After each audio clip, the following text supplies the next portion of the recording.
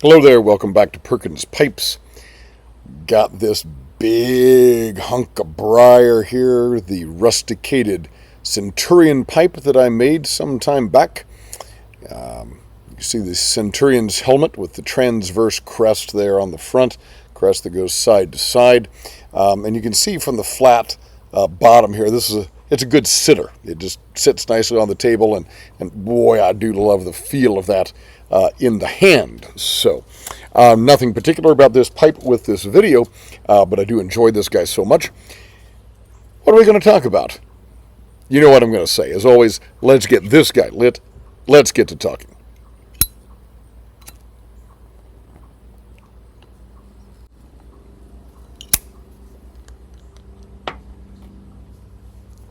I wanted to share with you a blog post of mine from some time back. I've blogged for many, many years. I've had several blogs over time, but one in particular has lasted for many, many years, over 10 years,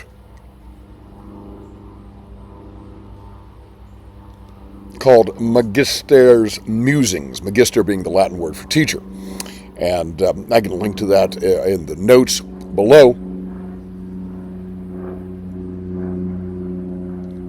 But I wanted to share with you a particular post titled, I Know Nothing. So let me read to you a bit, and then we'll chat. In the 1966 film version of Robert Bolt's play, A Man for All Seasons, King Henry VIII pays a visit to the home of his Lord Chancellor, Sir Thomas More. When the More family comes out to greet His Highness, there is an amusing exchange in which More's daughter Margaret upstages the king with fluent Latin. But it is their opening exchange that speaks to me most.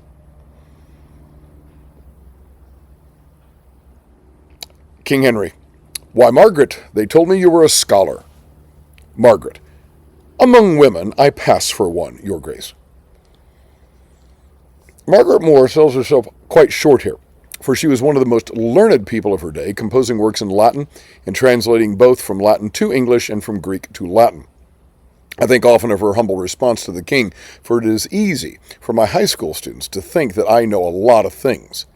Then again, they are in their teens, and I most certainly am not.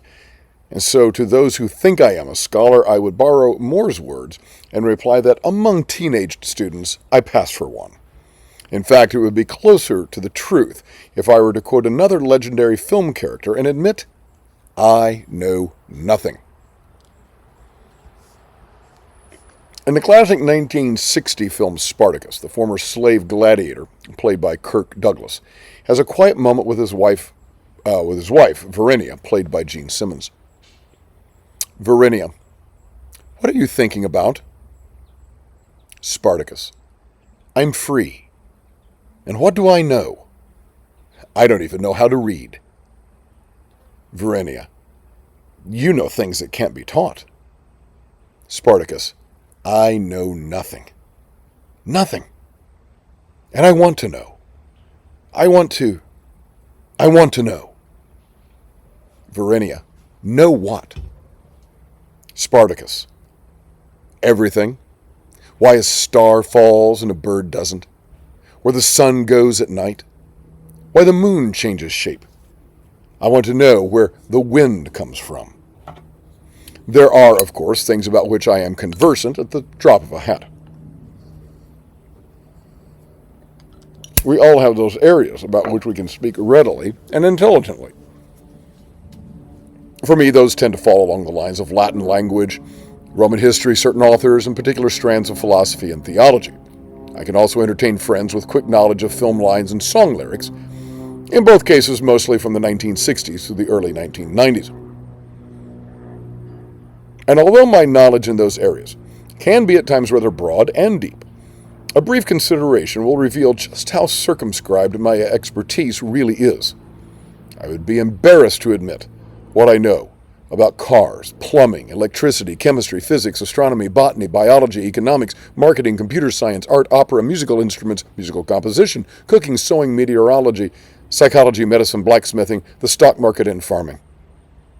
And when you get right down to it, even in my chosen field of classics and preferred areas of knowledge, there are now, and certainly were in ages past, many who knew more. I'm no Theodore Mommsen, of whom Mark Twain once remarked upon observing him at a celebratory function.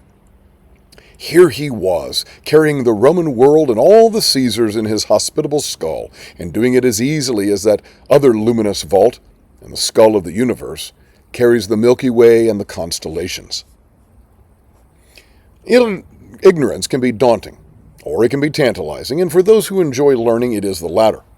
As Kirk Douglas' Spartacus said, I want to know. This is why I love to read in subjects outside my expertise and enjoy talking with people who can help me learn. It is thrilling to ask questions of friends at lunch or over coffee or at dinner and to follow the delightfully labyrinthine path of discovery.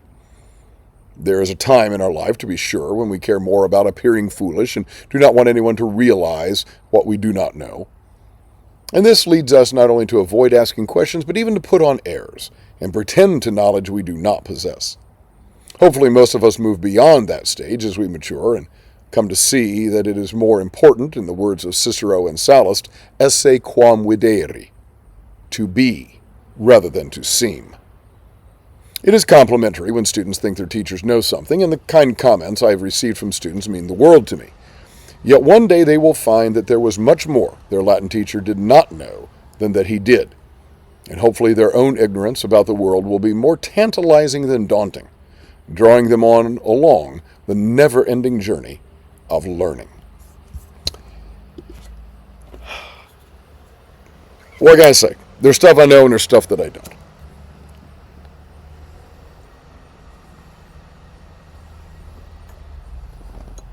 Now, in and of itself, that's no great statement. Obviously, there's stuff that we all know, and there's stuff that we don't. Let's start with this. What are your areas of expertise? What do you know a lot about? What are you conversant in at the drop of a hat? Now, I'm not going to ask for the list of things that you don't know, because that list is always going to be longer for all of us than the list of things that we do. But what are the things that you would like to know, or like to know more about, to go deeper in? One of the advantages of living in the age that we do, pretty much the world's knowledge is at our fingertips through the internet, more or less. And of course, there's good old-fashioned libraries and people we can talk to and videos we can watch, like Perkins pipes. Does not knowing something embarrass you? Is being ignorant on a topic, is that daunting to you, or is it tantalizing? Does it make you say, ooh, I want to put on an act, I want to put on a show and pretend that I know to hide what I don't? Or does it inspire you? Does it tantalize and tease and call you on to greater exploration of knowledge? Can't wait to hear your thoughts on this one, folks. As Malcolm Guite likes to say, I do these little things in order at last to do nothing. Or as I like to say in Latin, Parva ut tandem, nihil agam. Have a wonderful day.